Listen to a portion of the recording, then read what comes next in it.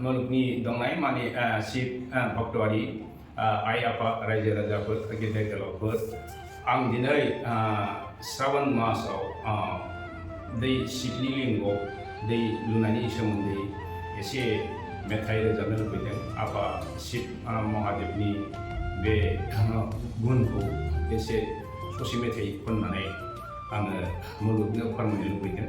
आं जेबो सासे आर्टिस्टबो नङा, सासे साधुबो नङा, जायखिजाया मुलुगाव फोरमायनो आफा शिब महादेवनिनो आं दा आं मिथिनाय सल'खौ आं एसे फोरमायनो सानदों। बाबा, शिबलिंगआव मानो दै लुनाय जायो आरो दै लुबा मा मा जायो? बिराद मोजां कुइसनखौनो सोंदों नोंहा। बेवहाय अर गैयाब्ला निस्सय जाहोन दं। मानि थाखाय दै लुनाय अराव खब्लगोन बेसेबां मिथिनो मोनगोन। दा ओरैनोथ' जल जिबनबो होनदों, दैया जिबनबो होनना बुंदों। आरो शिबफोरनि मिनिंखौ नायोबा शिब माने जिब, जत्र जिब तत्र शिबबो होनना बुंदों। बे दैजों जिबआ जोबोद गोथौ सोमोन्दो दं। गोदोनिफ्रायनो जुद्ध नांबोगासिनो दं। बे मोननैजों जुद्ध नाङैनो दानि जोंनि बे कलिजुगनि दा महराव एसे मोनफैदों।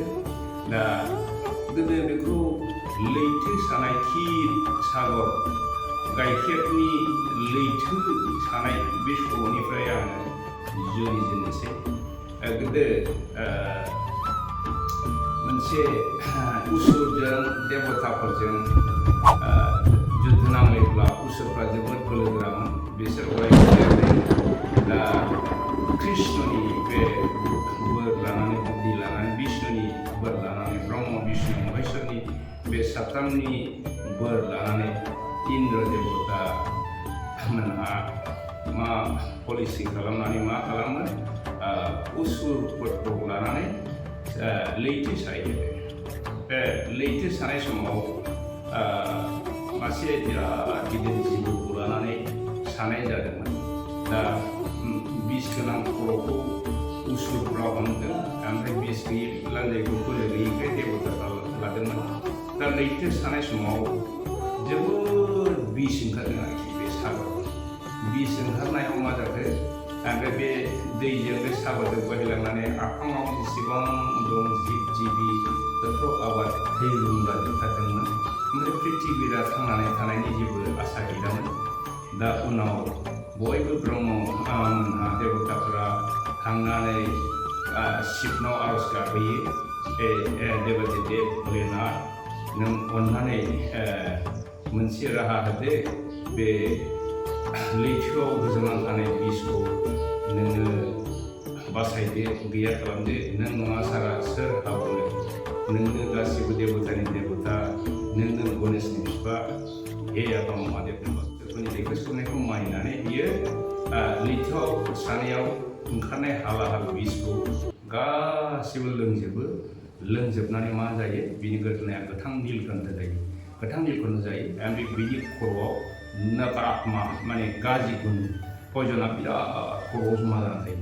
खर'आव जमा जाना थानाय समाव उनाव मा जायो, बे शिबआ फाग्ला जायो।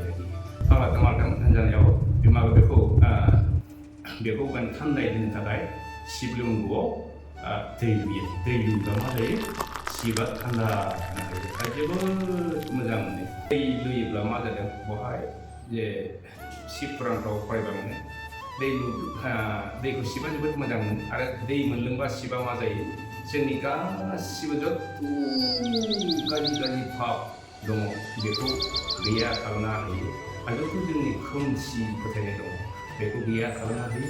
बेनिफ्राय बेखौ खालामबा जोङो सर्ब मन'कामना, जोंनि गोसोनि गासिबो लुबैनायखौ आंबो बेवहायनो एसे माबाफोर मोनखोमानानै आं दा शिबनि बे आफा शिबनि मेथाइखौ ससे रोजाबनानै आंबो फैगौ गाबोन समबाराव सितागुरियाव थानाय फाग्ला बाबानि शिब मन्दिराव दै लुनो सानदों।